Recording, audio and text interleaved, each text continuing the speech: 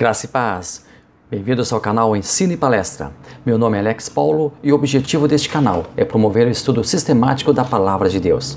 Hoje irei comentar mais uma lição do segundo trimestre de 2020 da revista Lições Bíblicas, o guia de estudos editado pela Casa Publicadora das Assembleias de Deus. O tema do trimestre é a Igreja Eleita, redimida pelo sangue de Cristo e selada com o Espírito Santo da promessa. O comentarista do trimestre é o pastor Douglas Batista. Eu quero desde já convidar você para ficar aqui no nosso canal, assistir esta videoaula, para você se inscrever no canal se ainda não é inscrito, para você comentar esta lição. Eu gostaria de saber se você deseja receber o roteiro desta lição. Se você quiser receber o roteiro desta lição, deixe ali nos comentários o seu e-mail, diga eu quero receber o roteiro, deixe o seu e-mail que a gente vai estar providenciando o envio deste roteiro para você, tá ok? Muito obrigado desde já pela sua companhia e vamos juntos a mais um estudo da bendita e santa Palavra do Senhor. Um bom estudo para todos, uma boa aula e que Deus nos abençoe maravilhosamente.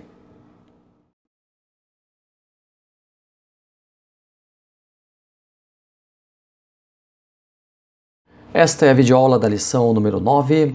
Vamos então aos tópicos e subtópicos que serão analisados nesta lição. Primeiro tópico, o mistério oculto no Antigo Testamento. Primeiro subtópico, o conceito bíblico de mistério. Segundo subtópico, o desconhecimento do mistério. Terceiro subtópico, o mistério e os profetas da Antiga Aliança. Segundo tópico, o mistério revelado no Novo Testamento. Primeiro subtópico, revelado aos apóstolos e profetas. Segundo subtópico, o mistério oculto revelado. Terceiro, a magnitude do mistério. Chegamos então ao terceiro tópico, o mistério pré-estabelecido por Deus. Primeiro subtópico, as riquezas insondáveis de Cristo. Segundo, o eterno propósito em Cristo. E o terceiro subtópico, o plano divinamente pré-estabelecido. Estes são os tópicos e subtópicos que serão analisados nesta lição. Vamos então iniciar efetivamente o estudo da lição número 9. A nossa leitura bíblica em classe encontra-se na carta de Paulo aos Efésios, capítulo 3, versículos 1 ao 13. Eu convido você a tomar sua Bíblia em mãos e fazer leitura desta passagem, ou você que tem a sua revista Lições Bíblicas em mãos, tome ela e faça a leitura desta passagem. Efésios capítulo 3, versículos 1 ao 13. Esta passagem irá nortear o nosso comentário. Nós estaremos analisando algumas partes desta passagem e assim nós estaremos analisando os tópicos e subtópicos que nós já referimos anteriormente. Por esta causa eu, Paulo, sou prisioneiro de Jesus Cristo por vós, os gentios. Como vimos anteriormente nesse estudo, nas lições anteriores, Paulo estava em Jerusalém e foi acusado de levar um gentil para dentro do templo. Um grande confronto, uma grande confusão acontece em torno do assunto e Paulo é quase morto por linchamento. Ele consegue a atenção da multidão para expor sua defesa, porém, quando cita os gentios, todos deixam de ouvi-lo e pedem a sua morte. Está lá no livro de Atos, capítulo 22, versículos 21 e 22. E disse-me, vai, porque hei de enviar-te aos gentios de longe. E ouviram-no até esta palavra. E levantaram a voz dizendo, tira da terra um tal homem, porque não convém que viva. Paulo então é preso e fica como prisioneiro em Jerusalém e Cesareia por 2 anos, sob a proteção dos soldados romanos. Paulo apela para César e é levado para Roma. Lá fica em prisão domiciliar, à espera do julgamento.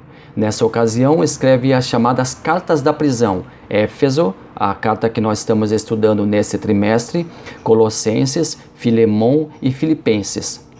Paulo é julgado e é considerado inocente.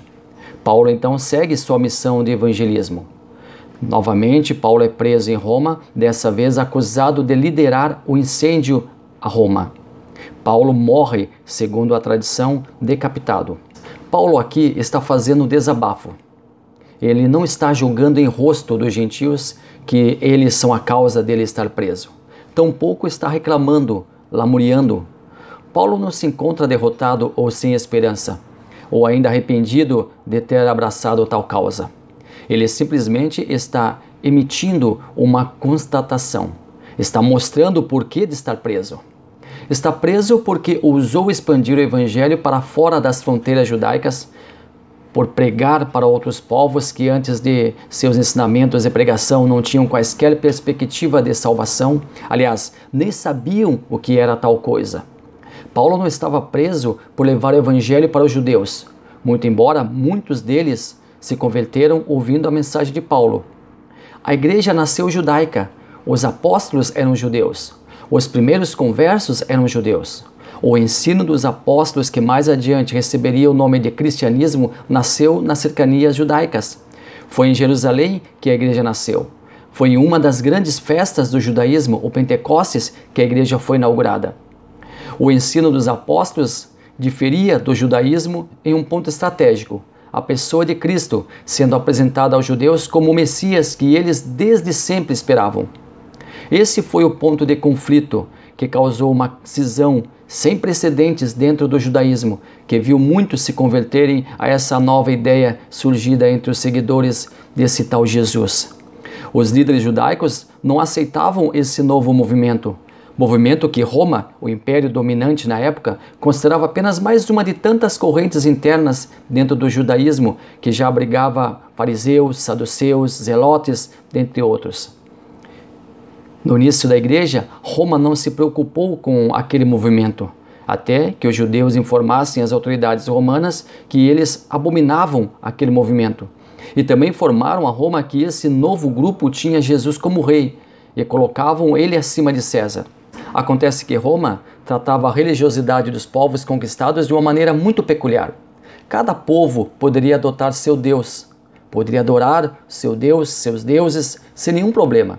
Porém, deveriam adorar a César em primeiro lugar. O imperador deveria ser a primeira opção de culto. Depois, poderiam prestar culto a quantos deuses quisessem, que não haveria qualquer problema. Ao saberem que aquele novo grupo religioso colocava alguém acima de César, Roma começa a observar mais atentamente e a perseguição imperial não demoraria muito para acontecer. Mas esse é um outro assunto. Agora você pode perguntar o seguinte: e os judeus? Eles não adoravam a César, adoravam somente a Deus.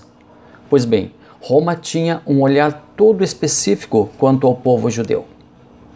Roma sabia que os judeus jamais iriam adorar a César. Uma certa ocasião, Pilatos manda entrar nas cercanias judaicas os símbolos, os emblemas, os estandartes de Roma. A figura de César estampada nesses estandartes. Até então, Roma preocupava-se em respeitar as cercanias judaicas e não colocar lá dentro outros objetos de adoração. Pilatos rompe com esta tradição, ou até mesmo, podemos dizer, com esse pacto entre Roma e o povo judeu, e introduz então esses objetos de culto. O povo hebreu, o povo judeu, sai para as ruas e se joga em terra com o pescoço para cima, como que dissesse: podem arrancar o nosso pescoço, podem nos matar, podem acabar com nós, mas nós não aceitamos que aqui dentro dos nossos limites territoriais entrem figuras que prestem culto a entidades. Nosso Deus é um Deus único. Então, para evitar uma carnificina, Pilatos volta atrás e resolve, voltar ao pacto, voltar àquele combinado entre Roma e os judeus. Então, Roma tinha uma particularidade ao tratar com os judeus. Mas essa particularidade não se estendeu a esse novo movimento. Eles não aceitariam que nenhum outro povo gozasse do privilégio, digamos assim, que os judeus tinham em adorar o seu Deus ao invés de César. Então houve uma grande perseguição a esse novo movimento chamado cristianismo. O evangelho nos tempos de Cristo ficou restrito basicamente entre o território judeu e Samaria, por onde Jesus também passou. Mas ele, antes de subir aos céus, de ser assunto aos céus, prediz a expansão do Evangelho. Lemos em Mateus capítulo 24, versículo 14. E este Evangelho do reino será pregado em todo o mundo, em testemunho de todas as nações, e então virá o fim. Os judeus eram exclusivistas. Na sua concepção, somente eles seriam salvos. Não aceitavam que outros povos tivessem direito à salvação. O seu Deus era somente do povo escolhido. Não compartilhavam sua fé com outros povos. Desdenhavam outros povos que tinham, na imensa maioria dos casos, vários deuses. Os judeus tinham uma marca física da promessa, a circuncisão. Nós tratamos sobre isso em lições anteriores. Aliás, os vídeos estão disponíveis em uma playlist aqui no nosso canal para que você possa assistir às aulas anteriores. Fica então o convite para você ir lá nessas playlists e assistir às nossas aulas anteriores, onde em uma delas nós falamos sobre a circuncisão. A circuncisão diferenciava então os judeus das demais nações. O que era um privilégio foi utilizado como fator de exclusão, pois na concepção dos judeus, quem não tinha a marca física da circuncisão não era contado como povo de Deus. Quem não tinha essa marca física era simplesmente menosprezado. Mas o dito de Jesus deveria se cumprir. Marcos capítulo 16, versículos 15 e 16. E disse-lhes: Ide por todo o mundo, pregai o evangelho a toda criatura. Quem crer e for batizado será salvo, mas quem não crer será condenado. Jesus escolhe então alguém que não era do círculo dos apóstolos para levar o evangelho além fronteiras. Não era apóstolo porque, para receber tal título, deveria ter convivido com Jesus. Uma regra básica para ser considerado apóstolo era ter convivido com Jesus. Porém, o próprio Jesus providencia um encontro e uma convivência com o seu mais novo servo, até então ferrenho inimigo do Evangelho. Cristo chama Saulo, que passaria a usar o seu nome latino, Paulo. Está lá em Atos capítulo 9, versículo 1. E Saulo, respirando ainda ameaças e mortes contra os discípulos do Senhor, dirigiu-se ao sumo sacerdote. No versículos 3 ao 5 lemos: Indo no caminho, aconteceu que, chegando perto de Damasco, subitamente o cercou um resplendor de luz do céu. E caindo em terra, ouviu uma voz que lhe dizia: Saulo, Saulo, por que me persegues? E ele disse: Quem é, Senhor? E disse o Senhor: Eu sou Jesus, a quem tu persegues. Duro é para ti recalcitrar contra os agrilhões. Jesus revela seu plano a Ananias, um discípulo que estava ali em Damasco. Disse-lhe, porém, o Senhor: Vai, porque este é para mim um vaso escolhido para levar o meu nome diante dos gentios e dos reis e dos filhos de Israel. Está lá em Atos capítulo 9, versículo 15. Paulo recebe a nobre e árdua missão de pregar não somente para o seu próprio povo, mas também para os gentios. O Espírito Santo confirma o ministério de Paulo como missionário. Está lá em Atos capítulo 13, versículo 2. E servindo eles ao Senhor e jejuando, disse o Espírito Santo: Apartai-me a Barnabé e a Saulo para a obra a que os tenho chamado. Paulo se tornaria o maior pregador itinerante da história. Paulo ousara pregar para os judeus que Cristo era o Messias prometido. Isso os líderes judaicos não aceitavam. Paulo ainda insistia a pregar para os gentios, um povo desprezado por esses mesmos líderes. Isso era imperdoável para eles. Paulo era o apóstolo dos gentios e orgulhava-se desse título, mesmo que tal titulação o havia conduzido à prisão. Se é que tendes ouvido a dispensação da graça de Deus, que para convosco me foi dada. Somente fazem jus à salvação ofertada por Deus aquele que ouve o que Deus fala através de seus servos, os atalaias do Evangelho. Paulo se considerava prisioneiro, mas somente representante daqueles que ouviam sua mensagem e aceitavam sua pregação, convertendo-se a Cristo. Eles seriam os beneficiários da salvação pregada por Paulo e os responsáveis, o que Paulo aceitava com prazer pela prisão do apóstolo. Como me foi este mistério manifestado pela revelação, como antes um pouco vos escrevi. Aqui entramos no ponto central desta passagem, no ponto central da lição de hoje. Qual era esse mistério a que Paulo se referia? A simples citação do termo mistério já causa uma grande expectativa. Mistério é aquilo que está oculto, aquilo que está guardado. Mas quem guardou e por quê? Paulo causa expectativa para posteriormente, na mesma passagem, revelar o mistério. Efésios capítulo 3, versículo 6. Estamos lendo na edição Almeida Corrigida Fiel. A saber que os gentios são co-herdeiros e de um mesmo corpo e participantes da promessa em Cristo pelo Evangelho. Agora vamos fazer a mesma leitura na Nova Tradução Transformadora. Este é o segredo revelado. Tanto os gentios como os judeus que creem nas boas novas participam igualmente das riquezas herdadas pelos filhos de Deus. Ambos são membros do mesmo corpo e desfrutam a promessa em Cristo Jesus. Este mistério, revelado a Paulo, era uma verdadeira heresia para a liderança judaica. Como pessoas que não praticavam a circuncisão e não participavam dos rituais judaizantes poderiam ter acesso ao mesmo privilégio que cercava o povo israelita? Por que o mistério estava até então oculto? Já afirmamos neste estudo que Deus acolhera seu povo para ser uma nação diferenciada das demais. Nas lições anteriores, analisamos este ponto. Porém, tão grandioso, tão gracioso, tão maravilhoso convite não foi aceito pelo povo de Israel. Deus não foi pego de surpresa com tamanha ofensa. Sim, porque era ofensivo o povo que ele escolheu agora estar rejeitando ele. Ele nunca é pego de surpresa.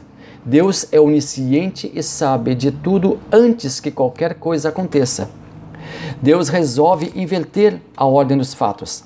Ao invés de promover primeiramente a salvação a seu povo, ele agora prioriza os demais povos. E todo aquele que, independente de nacionalidade, aceitasse seu presente, a salvação seria recebida, a salvação seria presenteada. Porém, como também já afirmamos aqui nesse estudo, o povo de Israel sempre continuou nos planos de Deus. Desde a eternidade, Deus traçou juntamente com Cristo e o Espírito Santo o plano maravilhoso da salvação da humanidade. Tudo em detalhes foi pensado, planejado para a execução posterior. Está lá em Efésios, capítulo 1, versículo 4. Como também nos elegeu nele antes da fundação do mundo, para que fôssemos santos e irrepreensíveis diante dele em amor. Deus tinha como meta criar uma nação sacerdotal, sobre a qual ele governaria. Mas também pretendia salvar toda a humanidade.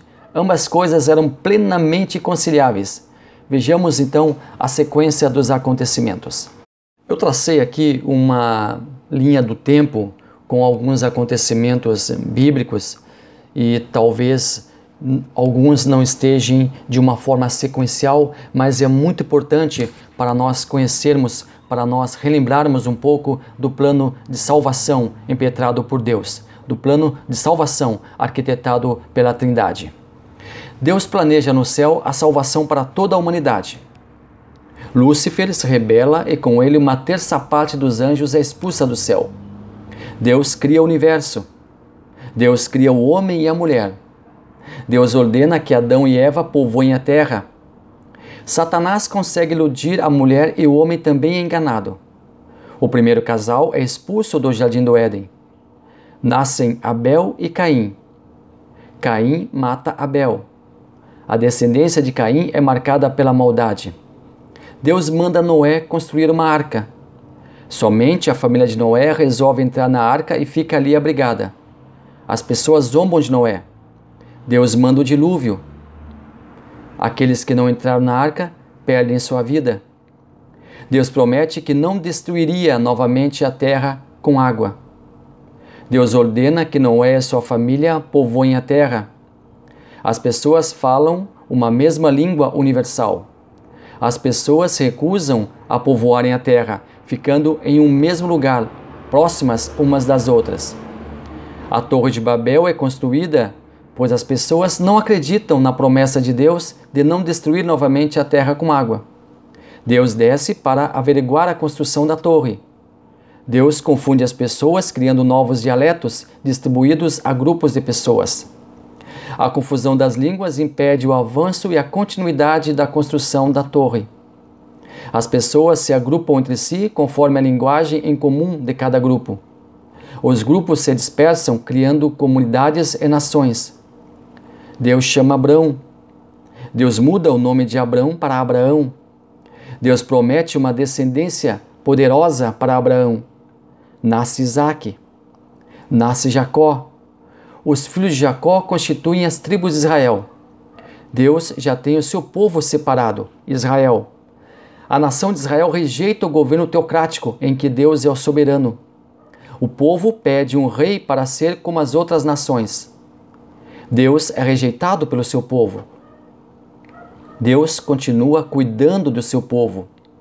Deus constitui reis para governarem sobre o seu povo. As tribos são divididas em dois grupos, Reino do Norte e Reino do Sul. Ambos reinos pecam e se afastam de Deus. O Reino do Norte, Israel, é invadido pelo Império Assírio. O Reino do Sul, Judá, é invadido pelos caldeus. O povo de Judá é levado cativo para a Babilônia. O cativeiro de Babilônia dura 70 anos literais. Os cativos voltam para a terra. Jerusalém é reconstruída. Deus manda Jesus à terra. A obra redentora de Cristo é consumida na cruz do Calvário. O Espírito Santo inaugura a igreja durante a festa de Pentecostes. Paulo prega aos gentios.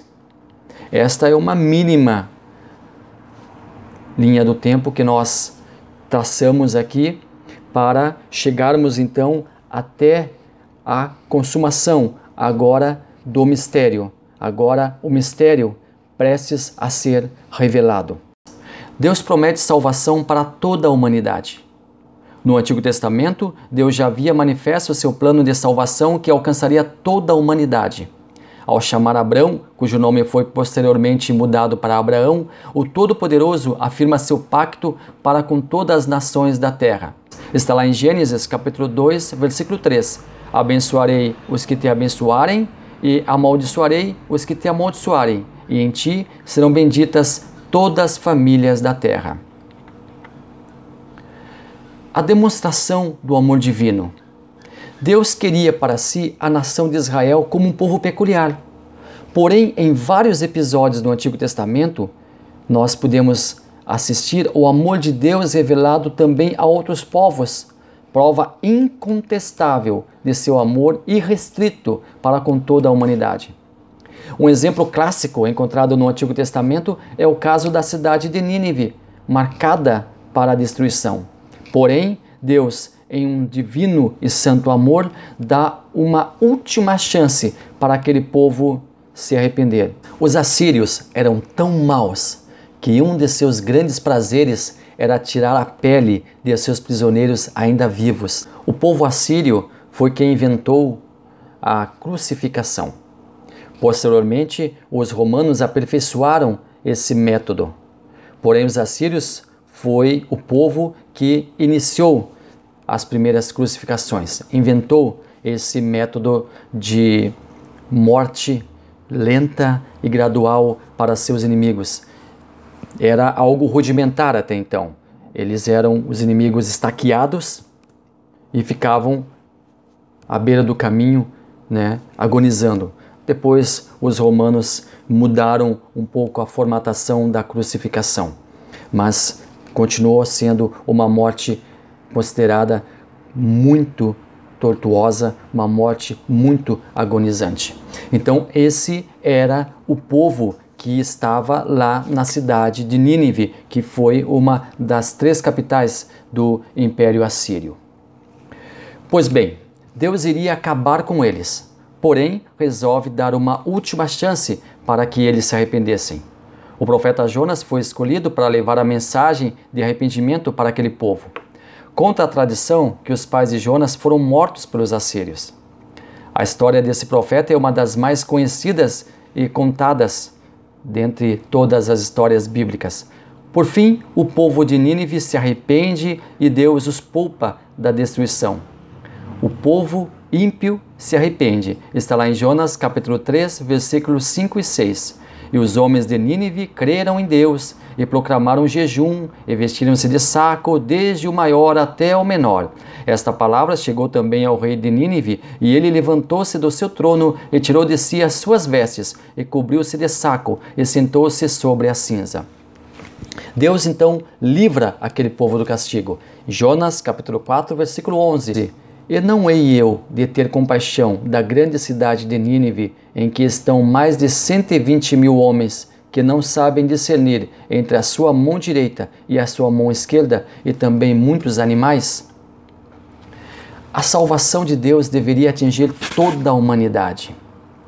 Porém, o grande mistério era: como Deus iria fazer isso? Qual seria o seu modus operandi? Qual estratégia seria utilizada para que a salvação, aqui restrita até então a um único povo, alcançasse todos os habitantes da terra? Isso estava oculto para todos na antiguidade. A execução do plano divino dependia de dois agentes. Para que Deus concretizasse seu plano de salvação para toda a humanidade, dois agentes ainda não revelados em toda a sua plenitude no Antigo Testamento eram necessários, eram primordiais. Jesus Cristo, foi através da obra expiatória dele que toda a humanidade fosse contemplada com a eficaz salvação, e o Espírito Santo. Ele inaugurou a igreja durante a festa de Pentecostes. Ele é quem age no convencimento humano para a aceitação da obra de Cristo. Então, no Novo Testamento nós temos esses dois agentes, Jesus Cristo e o Espírito Santo. Agora então o mistério estava prestes a ser revelado. Agora, com esses dois agentes em cena, a obra, enfim, é revelada e realizada. Através de Jesus Cristo não existe mais separação, nem muro divisório, pois todos são convidados a participarem do processo da salvação. Para que agora, pela Igreja, a multiforme sabedoria de Deus seja conhecida dos principados e potestades nos céus. O nome do mistério: Igreja. A Igreja é o nome do mistério agora revelado. Com a sua instituição no dia de Pentecostes e através do ministério dos apóstolos e a posterior pregação do Evangelho, um novo povo surge, a Igreja, que abriga o povo judeu e também os gentios, todos em uma unidade, sem qualquer distinção entre si. O que noutros séculos não foi manifestado aos filhos dos homens, como agora tem sido revelado pelo Espírito aos seus santos apóstolos e profetas. Paulo compreende o mistério. Paulo compreende perfeitamente o desvendar do mistério. Porém, ele não teve o monopólio da pregação aos gentios. Deus já havia mostrado para Pedro que também amava os outros povos, além dos judeus. Em uma certa ocasião, Deus fala com Pedro em uma ocasião muito especial. Acompanhemos o relato que está no livro de Atos dos Apóstolos acerca deste acontecimento. Atos, capítulo 10, versículos 1 ao 5, eu estou lendo na Nova Versão Transformadora. Morava em Cesareia um oficial do exército romano chamado Cornélio, capitão do regime italiano. Era um homem devoto e temente a Deus, como era também toda a sua família. Dava aos pobres esmolas generosas e sempre orava ao Senhor. Certa tarde, por volta das 3 horas, teve uma visão na qual viu um anjo vir em sua direção e dizer: Cornélio. Temeroso, Cornélio olhou fixamente para o anjo e perguntou: Que é, Senhor? E o anjo respondeu: Suas orações e esmolas subiram até Deus, e Ele as guarda na memória. Agora envia alguns homens a Jope e manda buscar Simão, também chamado Pedro. Agora nós vamos até Pedro. Nós estamos agora no mesmo livro de Atos, capítulo 9, versículos 9 ao 15. Continuamos lendo na Nova Versão Transformadora. No dia seguinte, quando os mensageiros de Cornélio se aproximavam da cidade, Pedro subiu ao terraço para orar. Era cerca de meio-dia e ele estava com fome. Enquanto a refeição era preparada, entrou num êxtase. Viu o céu aberto e algo semelhante a um grande lençol ser baixado por suas 4 pontas. No lençol havia toda espécie de animais, répteis e aves. Então uma voz lhe disse: Levanta-te, Pedro, mata e come. De modo nenhum, Senhor, respondeu. Jamais comi coisa alguma que fosse considerada impura e imprópria. Mas a voz falou novamente: não chame de impuro o que Deus purificou. Já na casa de Cornélio, Pedro revela que ele havia aprendido uma grande lição. Está em Atos capítulo 10, versículo 28, também na Nova Versão Transformadora. Pedro lhes disse: vocês sabem que nossas leis proíbem que um judeu entre num lar gentil, como este, ou se associe com os gentios. No entanto, Deus me mostrou que não devo mais considerar ninguém impuro ou impróprio. E lá, no capítulo 10, versículos 44 ao 47, enquanto Pedro ainda falava, o Espírito Santo desceu sobre todos que ouviam a mensagem. Os discípulos judeus que acompanhavam Pedro ficaram admirados de o dom do Espírito Santo também fosse revelado sobre os gentios, pois os ouviram falar em outras línguas e louvar a Deus. Pedro perguntou: pode alguém se opor a que eles sejam batizados agora que, como nós, também receberam o Espírito Santo? Pedro havia recebido uma grande lição. A salvação seria para todos, independente de nacionalidade. Na sua volta a Jerusalém, Pedro tem que explicar aos discípulos por que foi à casa de um gentil e ainda comeu com eles. A hora da refeição era considerada sagrada e comer com pessoas incircuncisas era algo recriminável. Porém, Pedro expôs tudo o que realmente acontecera. E os discípulos entenderam o mistério. Atos capítulo 11, versículo 18, Nova Versão Transformadora. Ao ouvirem isso, pararam de levantar objeções e começaram a louvar a Deus, dizendo: vemos que Deus deu aos gentios o mesmo privilégio de se arrepender e receber a vida eterna. Porém, ao que tudo leva a crer, Pedro ainda não entendera o mistério em sua essência. Quando esteve em Antioquia, ele guardava uma boa convivência com os judeus, inclusive visitando-os e fazendo refeições com eles. Porém, quando vieram à cidade alguns discípulos que pregavam a necessidade da circuncisão para os judeus e também para os gentios, Pedro se afastava dos gentios e negando seus convites para visitas e refeições. Infelizmente, temos que afirmar que Pedro estava agindo com hipocrisia. Deus havia revelado a ele o desejo de salvar tanto a judeus como a gentios, porém ele temia a reação contrária de seus pares. Isso chamou a atenção de Paulo, que foi frontalmente contra tal atitude de Pedro. Paulo confrontou Pedro. Aqui temos uma amostra que Pedro não era um líder incontestável da igreja e que infelizmente estava agindo de forma dúbia. Lá em Gálatas capítulo 2, versículos 11 e 16, nós lemos na Nova Versão Transformadora: mas quando Pedro veio a Antioquia, tive de opor-me a ele abertamente, pois o que ele fez foi muito errado.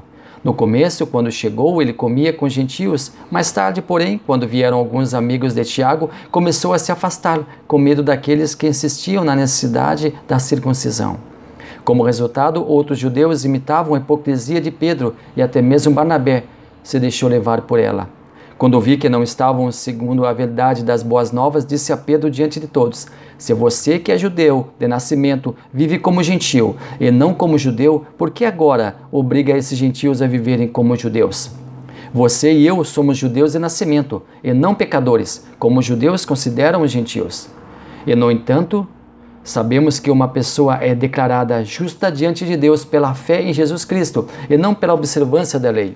E cremos em Jesus Cristo para que fôssemos declarados justos pela fé em Cristo e não porque obedecemos à lei, pois ninguém é declarado justo diante de Deus pela obediência à lei.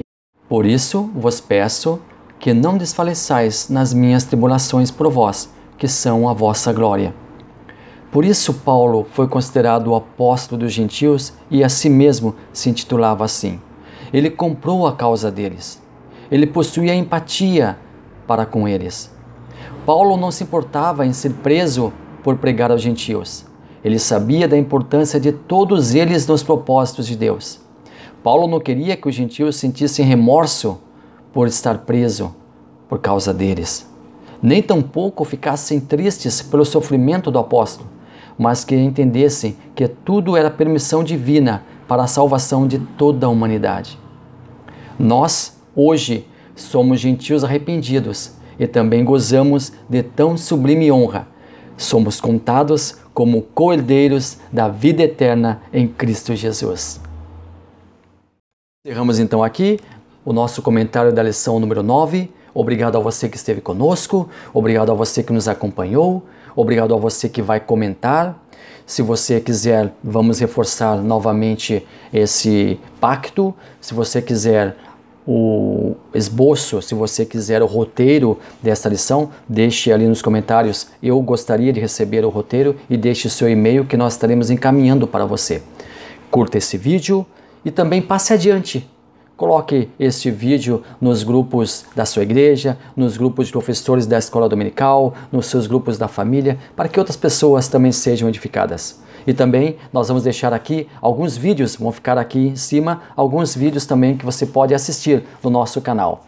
Deus abençoe maravilhosamente cada um.